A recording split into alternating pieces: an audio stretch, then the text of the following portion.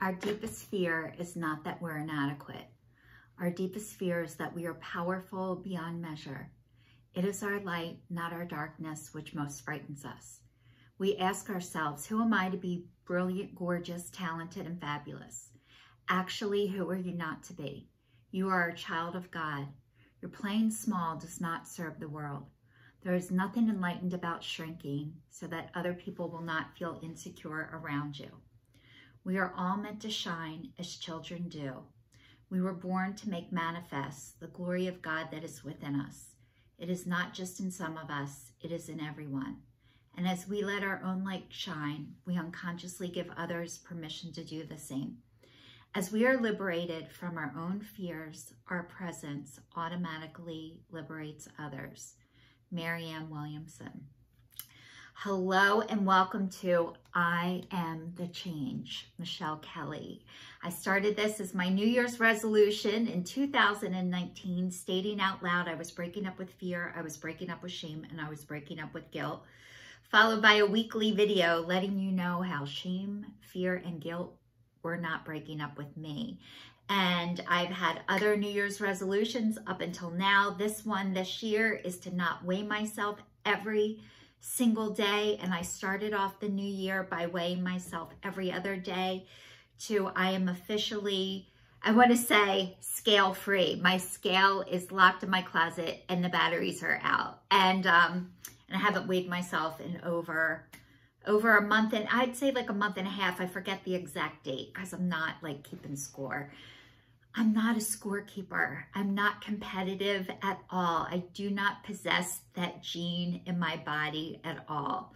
So I'm on the depressive side. I think if you are an athlete and, you know, somebody who has to exercise like all the time, you're more on the anxiety side.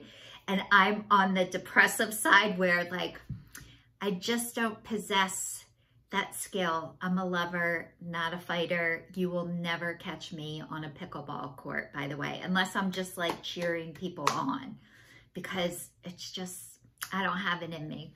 I wanted to say welcome to everyone who's watching me for the first time, and welcome back to everybody who's watched me before and has been following me on this journey where I started it as saying, be the change. And then I'm like, I'm being the change. And the past couple weeks, I'm like, I am the change.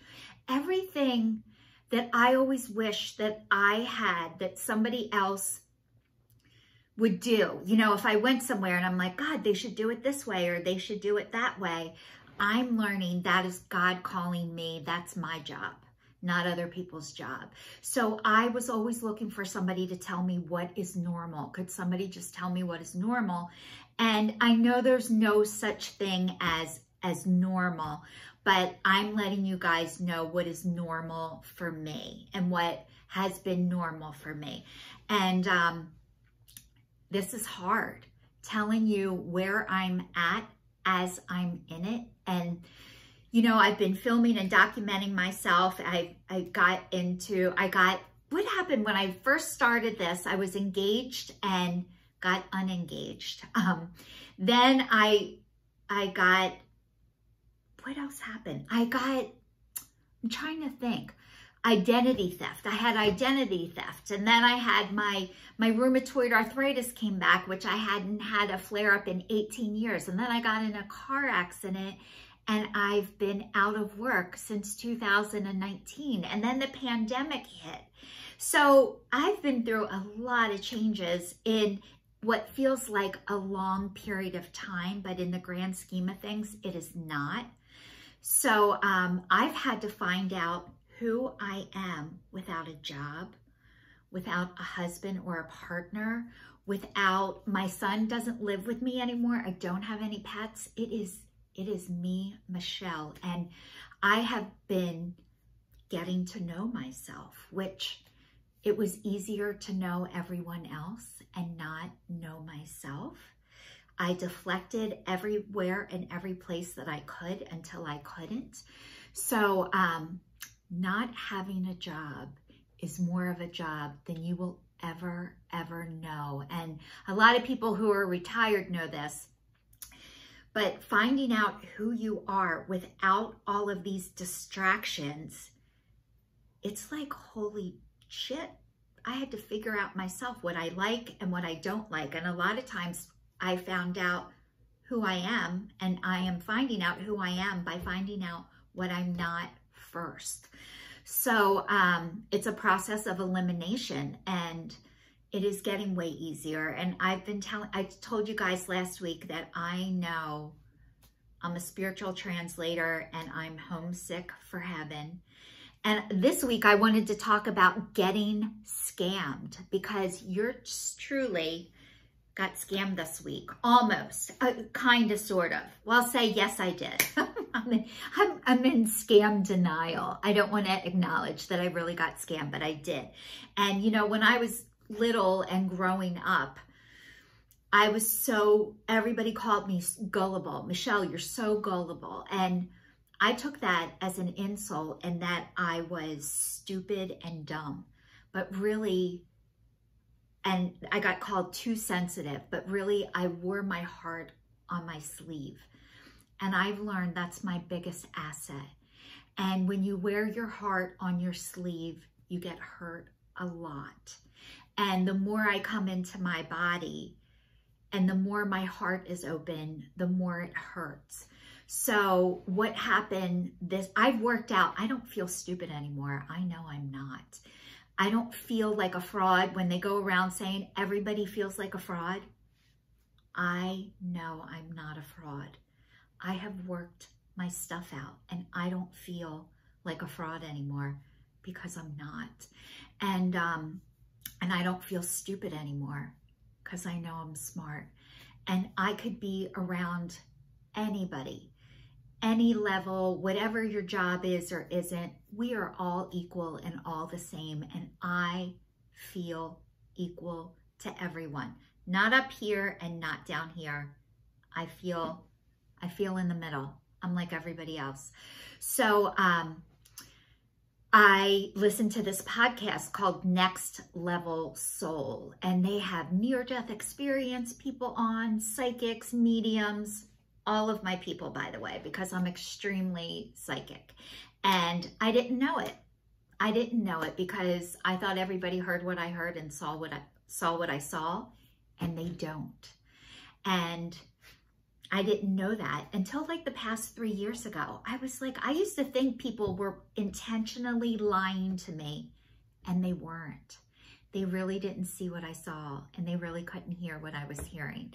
So I'm really, really psychic, like really psychic.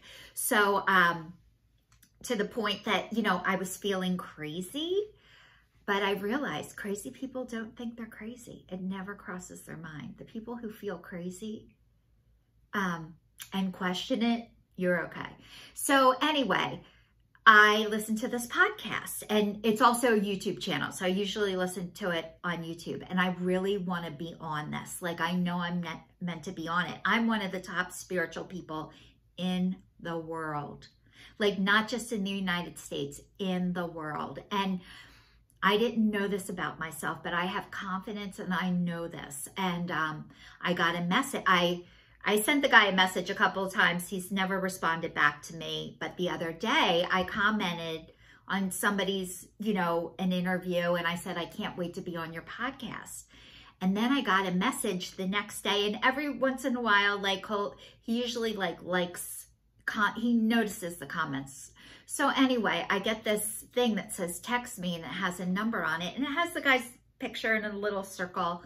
So I contact my family. I contact my brother, my son, 6 of my really close girlfriends, and then I shared it in a couple of my 12-step meetings, like I'm going to be on, and I'm so excited. I text this guy, and then he texts back to me, hello, how are you doing? How's your day going? Or something. And I'm like, oh my God, this feels like a scam. And I could tell unavailable men send messages like this. So ladies, if you are single and get a message from a hello, how are you doing today? Or how is your day going? Know that guy is emotionally unavailable and they're trying to like hook you because they can't talk. And you're like, oh, good, how are you? And then you open the door for this person. So anyway, I said, this feels like a scam to me. And then I said, what you're doing is really mean and hurtful. And I just hope you know that. And I had to go back and then he went into this big, huge thing of defending himself and how could I go and ruin somebody's day? And I didn't respond to anything back to his long explanation of how he's not a scam artist, which he is. I asked him for his name and what town he lives in, and he wouldn't tell me. And the guy who has the podcast announces his name and where he lives. And this guy said, oh, it's confidential. It's on YouTube. It's not confidential. So he couldn't even tell me because he didn't know. So I'm glad I can trust myself. And I did trust myself, but I had to go back and reach out to everyone and tell them it was a scam. I'm not going on this podcast. And I was able to reach out to the guy and let him know that somebody is pretending to be him. So I was able to reach out and let him know that. And I told him my family and friends that I was coming on, and I was so disappointed. And then the next day I thought, I should have let him know, on top of, I didn't offer to support. Like, how can I help you fix this? And that's what I realized. A lot of times I have told people what was wrong. You suck. This program sucks. Make it better. And never offering a way to help or a solution. Just kind of criticism without any solution to it.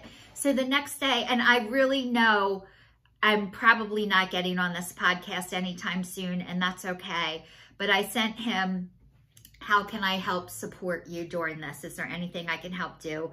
This is probably, going to happen to me one day, because you guys, I know I'm meant to be in the public eye, and then I'm going to be. So this is only a matter of time before people start to impersonate me. And I want to know what I can do and how to shut that down as quick as possible when it does happen, to have a plan in place.